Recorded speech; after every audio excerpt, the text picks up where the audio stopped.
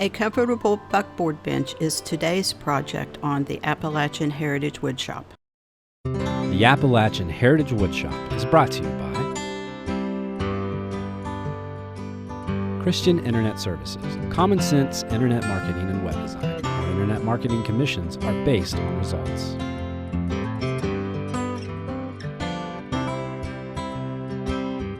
Robinson and McElveen, thinking business, practicing law.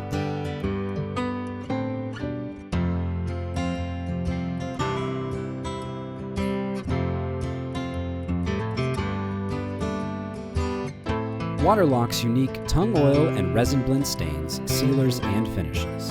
The go-to finish for wood enthusiasts since 1910.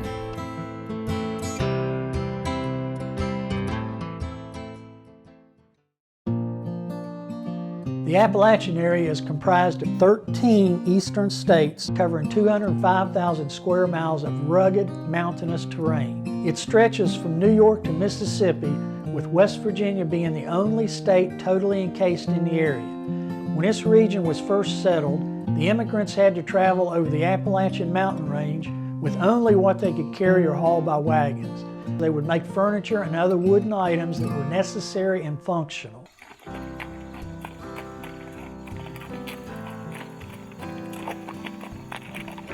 Everything from the strictly utilitarian mud sled that was used to move items around the farm to heavy-duty wagons requiring 2 or more horses were crucial to the development of Appalachia.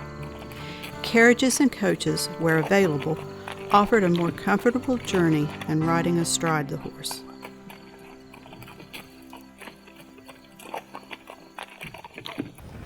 This is Jerill Vance with the Appalachian Heritage Woodshop.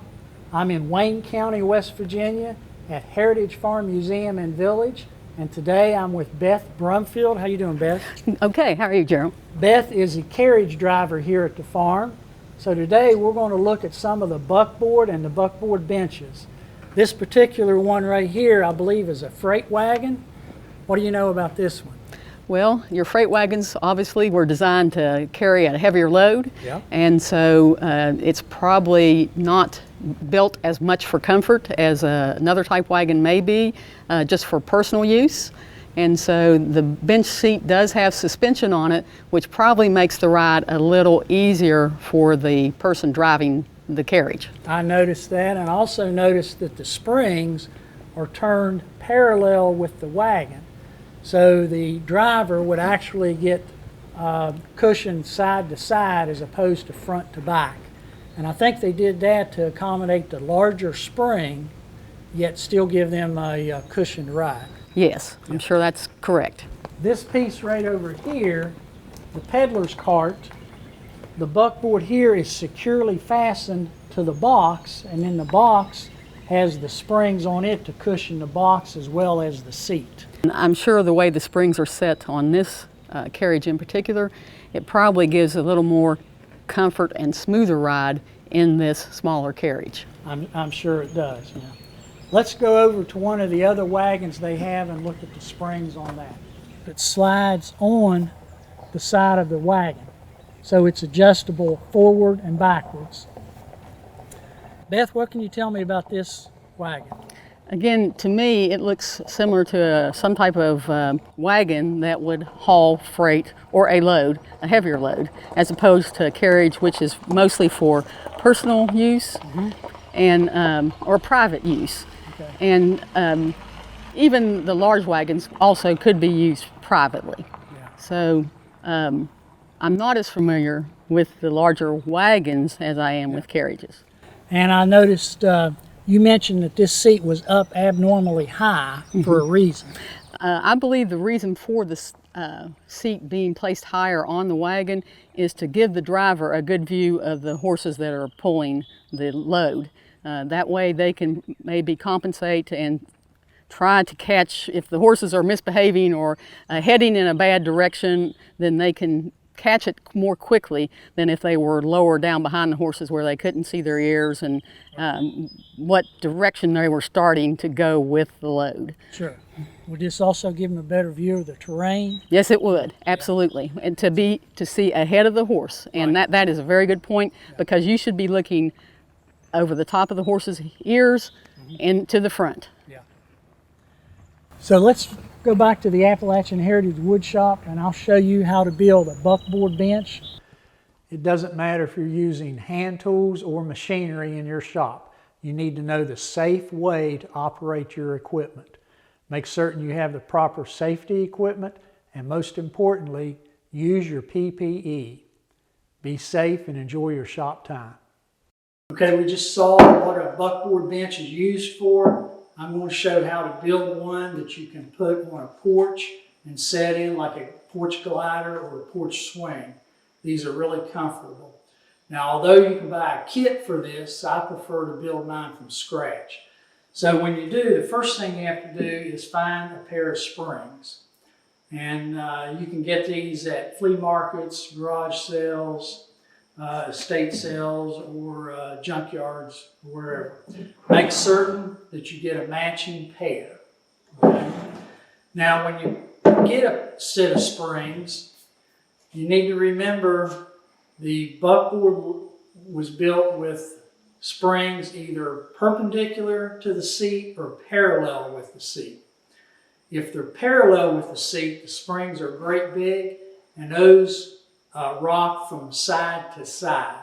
The short ones are perpendicular with the seat and they rock from front to back. So I recommend you get the small ones. And the ideal size would be 16 inches to about 24 inches. So 20 inches is perfect. This is a set of 24-inch ones. So before I start, I want to let you know that there's two measurements that are critical that you need to get off of the springs in order to be able to match the arc cut in the foot or the seat support for the spring. So the first thing you need to get is the radius of the spring. The second thing you need to get is the distance from the apex of the spring down to the cord where the overlaying springs end. So if you draw a straight line from here to here, measure from there down to that straight line, that's the distance you need. So in order to find the radius, you need a square, pencil, some string, and it's pretty common after that, pretty simple.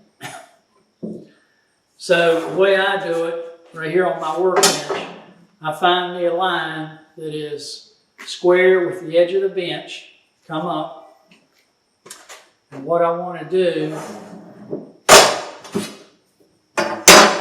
you can see the two bolts. I line those two bolts up with that line. And then I just take my string and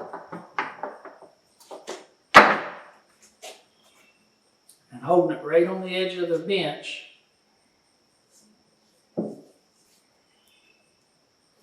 And see that right there is the radius that I need. And that is 23.5 inches. 23.5 inches. So, the other measurement that I need is the distance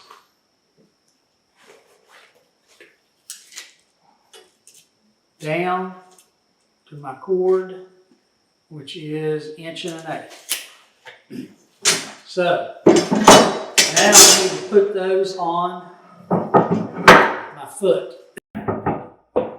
And here I've got a piece of 9/4 white oak. I've already dimensioned it to the right size. My string and my pencil.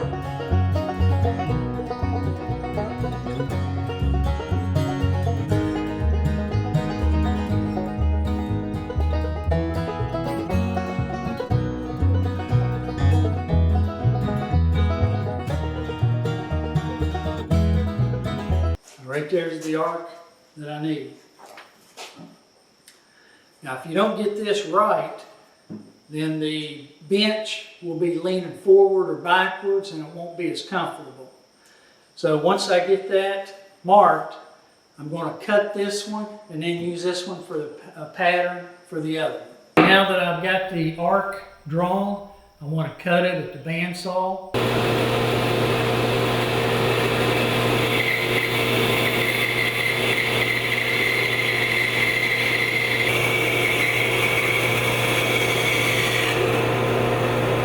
Now I'm ready to cut the contour for the seat support.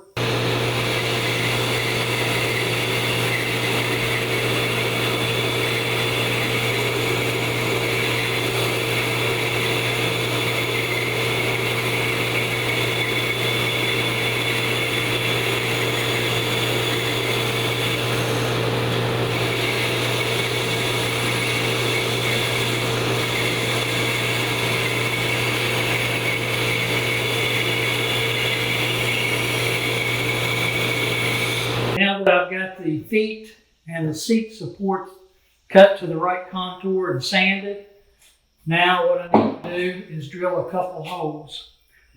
The springs that you get may be a little different. Some of the springs have a bolt through here. Some of them are welded little nub. Whatever you have sticking out here, you need to drill a clearance hole for this that protrudes beyond the spring. Then also there's some holes here, and that's how I bolt it to the board. So I need to drill a hole to bolt it to the board, as well as drill a clearance hole for the bolt that protrudes out of the spring. Let me mark that, and then we'll go over to the drill press to drill the holes. Make certain you drill a hole a big enough diameter to clear the nut that is around the bolt, so that the spring will seat all the way down. So for this instance, I have a 1/2 inch drill bit set up. I've already set my depth. I've got my fence set up and the board clamped to the fence. So I'm ready to drill my hole.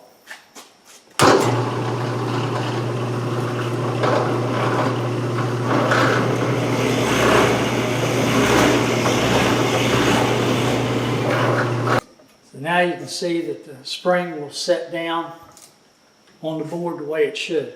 So now I can mark the 2 holes for the lag bolts that bolts the spring to the board. If you notice, this is a contour here. The center hole was at the bottom of the contour, so it was square going straight down. So that was easy to do on the drill press. These holes out here need to be square to the surface where the hole is. Unfortunately, the drill press will be drilling straight down, which is not square at that point.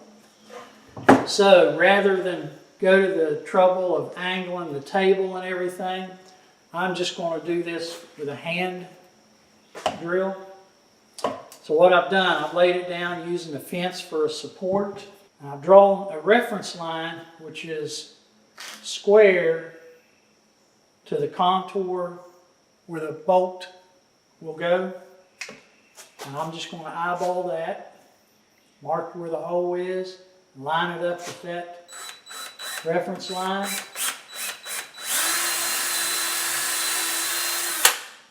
And drill it.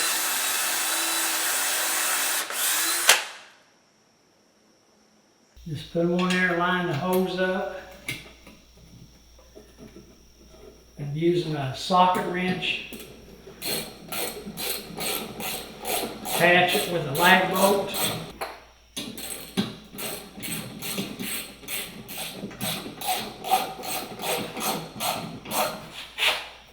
Make certain that you tighten it enough to pull the spring down tight. And do the same thing on the seat support. Now you can see why these holes have to be drilled at a slight angle to pull the spring down tight to the board. So now I've got the foot and the seat support set. Got some nice spring to it. So now what I'm going to do is start milling up the seat boards. I've got some nice 5/4 oak. I dried it in my kiln. It has some checking on the ends. So what I'm going to do is cut the checks off.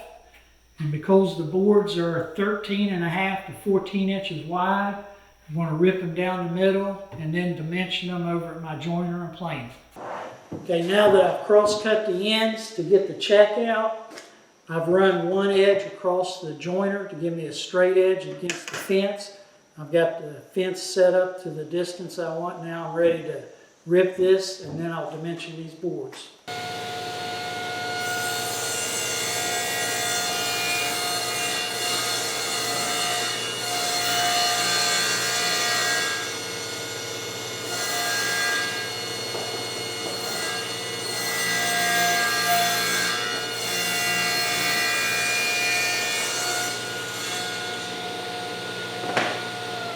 Now I've got the boards rough cut to the right size, so now I'm ready to face join them, and the joiner is the perfect tool for that.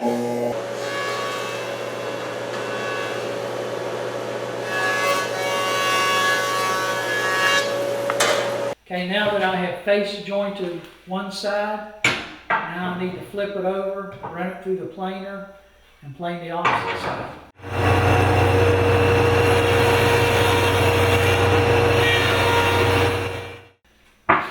Okay, now that the wood is face jointed and planed, you can see why I started with 5/4 material. It's dimensioned down to 1 inch, which will make for a real strong bench, so it'll support a lot of weight. Now I'm ready to cut the boards to the correct width. Got my table saw set up, and I'm ready to go.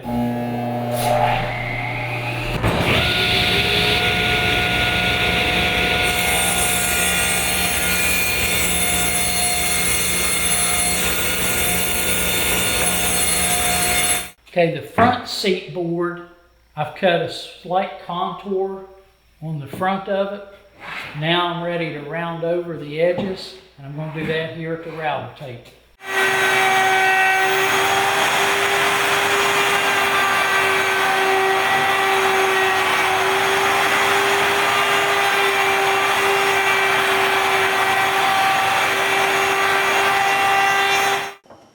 The seat boards are secured to the seat support with screws, and I want to drill the holes for the screws here at the drill press. And remember, this hole needs to be big enough for the shank of the screw.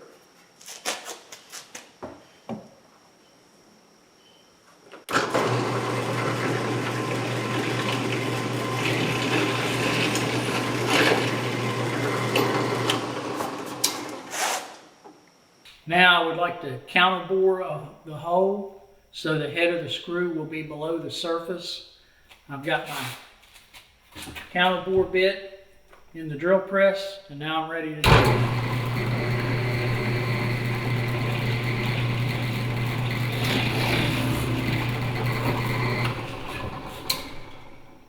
Okay, now I'm ready to attach the seat boards to the seat supports, and I've got a designated amount of overhang, and I've centered it up, and now it's just a matter of screwing it into place.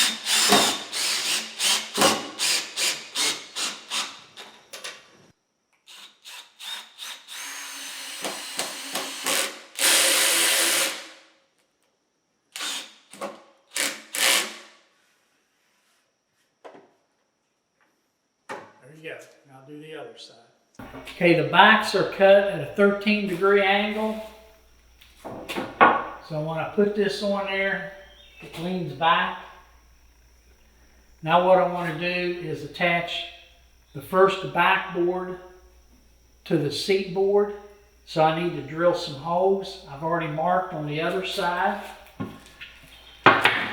where I want the holes drilled, and they have to be drilled at a 13-degree angle.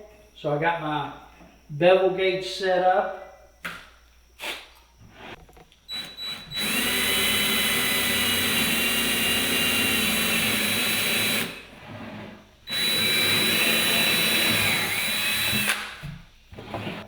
Okay, now I've got the back set in place.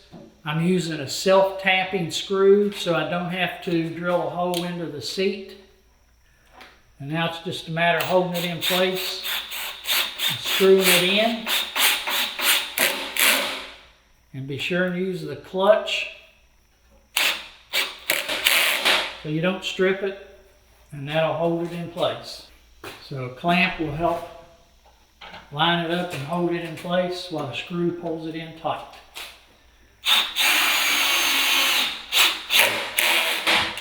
Now I'm ready to install some boards that will support the back, and those are attached to the seat support board and the back of the slats. I've already got the holes drilled, and now it's just a matter of securing it.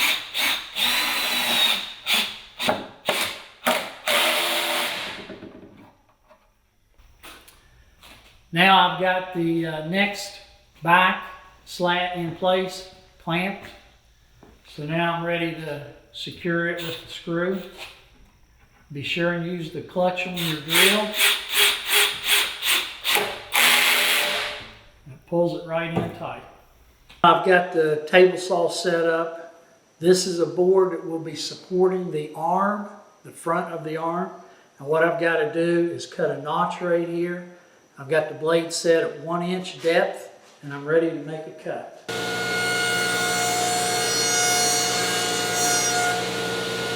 Now I just need to remove the waste, and it'll be ready to install. Now that I've got the arm supports installed, now I'm ready to install the arm. And if you notice, this is still the 13 degree back here.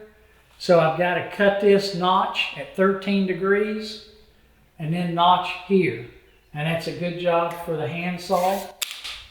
So I've got it in the vise. I've used my bevel gauge to mark where I need to cut.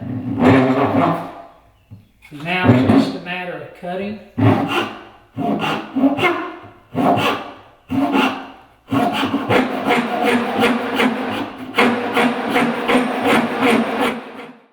Okay, for the front of the arm, it's a square cut, so I'm going to cut it here at the bandsaw.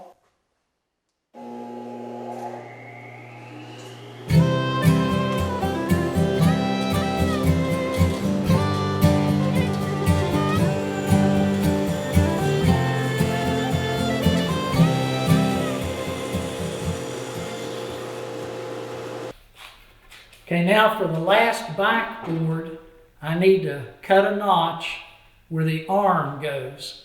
And this will be at a 13 degree angle. So I set the bandsaw table at 13 degrees, and I'm ready to make that cut.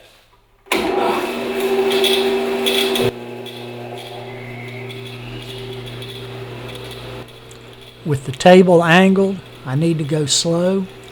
And if you notice, I like to put my fingers or hands on the table and use it as a pivot block.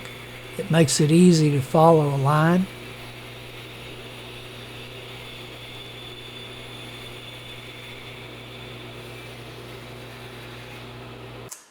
Now that I've cut my angle cut, I'm ready to cut that off. So I've got the table back to square.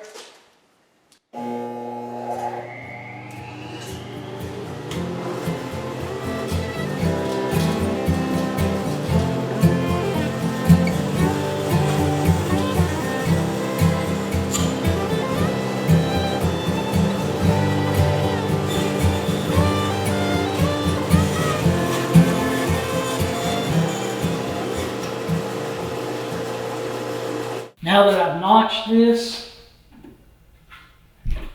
it fits right into place. So now what I want to do is shape the top of the backboard. I want to take the arms off and shape them, shape the arm support, and then I'll take the spring off, clean it, paint it, and while I have it off, I'll shape the foot and the seat support boards. So now what I'm going to do is I am going to apply a oil varnish blend.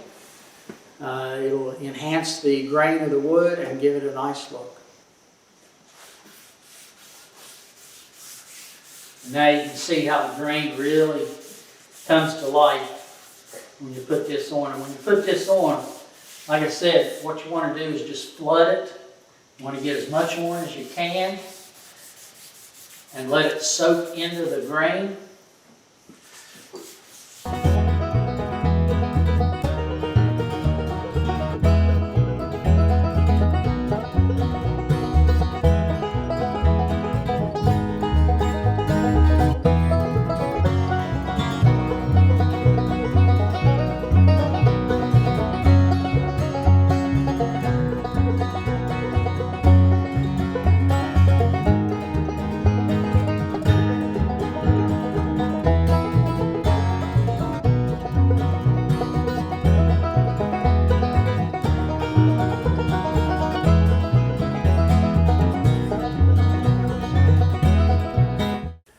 Here's the completed buckboard bench. It turned out really nice. The oak looks really good. This would be a good addition to any front porch, back porch, screened-in porch, gazebo, patio, or deck. It's very comfortable set in, and it's a nice place to sit and enjoy an afternoon.